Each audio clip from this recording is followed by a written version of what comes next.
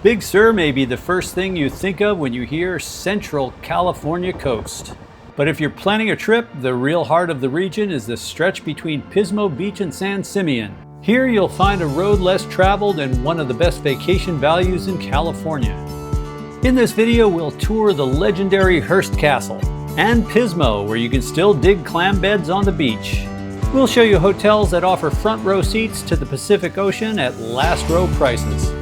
This video will also cover San Luis Obispo and hidden gems like seaside caves, world-class vineyards, and a sea otter sanctuary. Then we'll finish by winding our way up scenic coastal Route 1 to Big Sur and beyond. Stick around until the end of the video for essential tips on how to get the most out of your trip.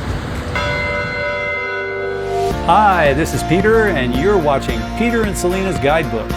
If you love exploring the wonders of the world through its sights and flavors, please hit that subscribe button and the notification bell so you don't miss our next adventure. So let's get started. San Luis Obispo County sits on the Central California coast, roughly halfway between San Francisco and San Diego. We'll cover the central towns of San Luis Obispo, Pismo Beach, and Morro Bay, and up north to San Simeon, Paso Robles, Big Sur, and beyond. First up, Pismo Beach, our home base for the weekend. At low tide, Pismo's beach stretches wide beneath its iconic pier. Clamming culture is deeply rooted here with posted harvesting limits on size and quantity. If you time the tide right, live clams are visible right in the wet sand as the water pulls back. It's a hands-on connection to the ecosystem that you won't experience at the more popular beaches further south. Just a couple of blocks from the beach is Splash Cafe, an absolutely mandatory local stop if you love clam chowder and lobster rolls.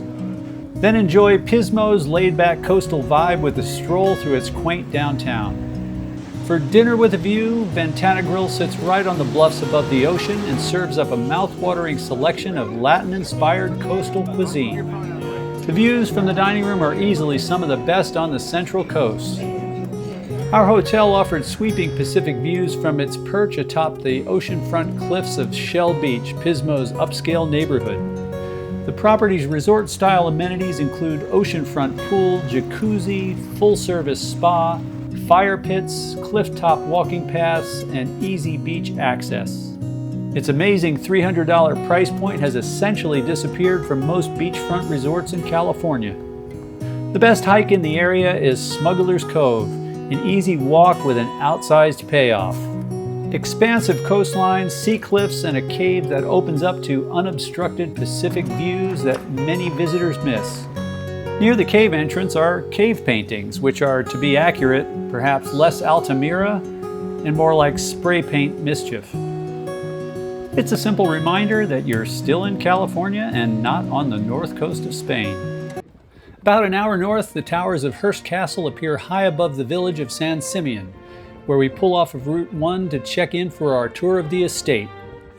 For the uninitiated, Hearst Castle is what happens when America's first media mogul, William Randolph Hearst, unleashes a vision with unlimited resources. Julia Morgan, California's first licensed female architect, transformed Hearst's impossible vision into reality, both inside and out. For 28 years, Morgan navigated Hearst's constantly shifting whims, delivering everything from Renaissance-era stone mantels and carved ceilings from Europe to the largest private zoo in the U.S. You might see zebras nearby, descendants of those left to roam free when the zoo was being shut down in 1937. By the time the estate reached 165 rooms, it had hosted Hollywood's biggest stars and international heads of state. The breathtaking Neptune Pool in Casa Grande, crowned by twin Campanile towers, gives you a sense of the sheer ambition of this project. The views over the Pacific from the estate are the kind Hearst had the good sense not to build over. Tours are available daily, but book ahead, especially in the summer.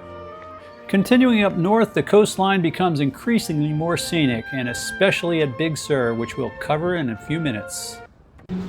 San Luis Obispo is the kind of town that feels lived in rather than built for tourism. Much of that energy comes from Cal Poly, which keeps the town young, active, and surprisingly refined.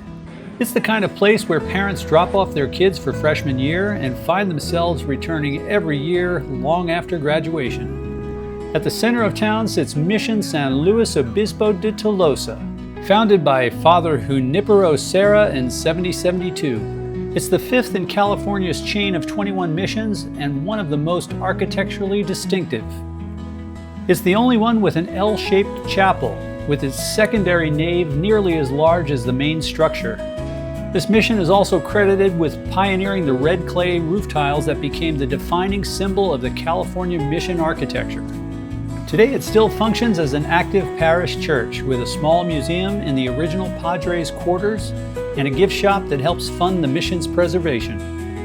San Luis Obispo, or SLO as locals call it, is a great place to window shop or people watch from one of its cafes. For a great brunch nearby, look no further than Luna Red.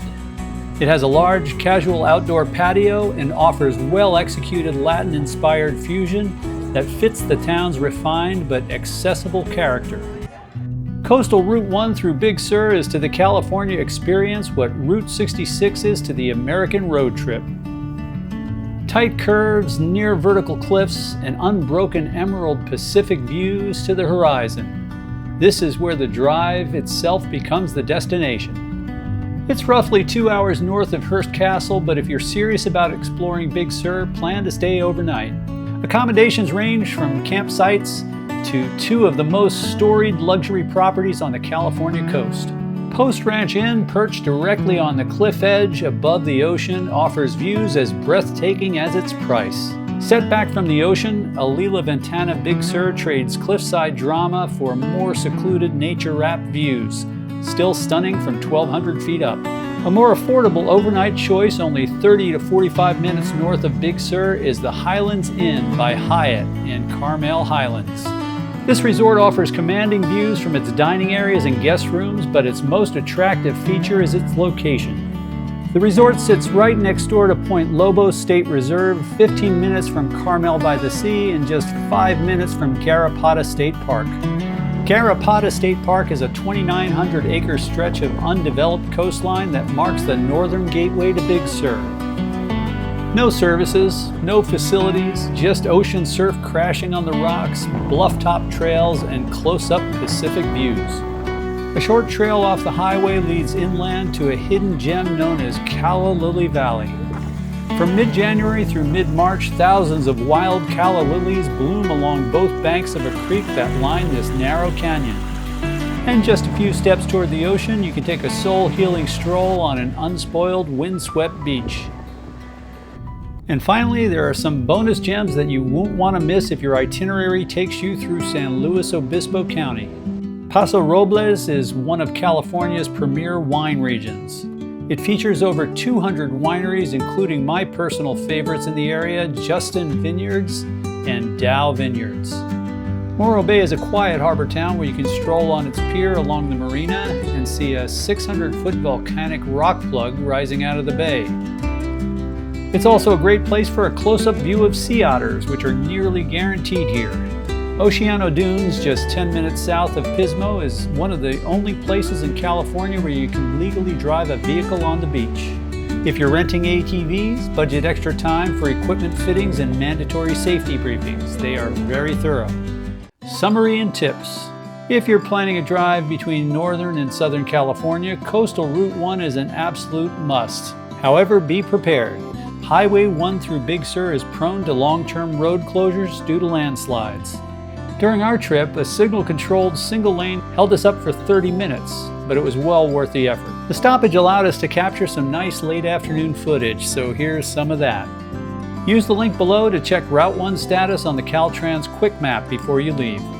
On the way back, we reset in Carmel, upscale on the surface but still full of hidden local gems like Sushi Heaven. This local favorite kept it simple, fresh, traditional, relaxed, and real value for the money. It was a perfect ending to a long stretch of coastal driving. Want the full Carmel breakdown? Tap into our ultimate guide in the related video link at the end of this video. Thanks for watching. I hope you found this video fun and informative. Please like and subscribe, and see you next time on Peter and Selena's Guidebook.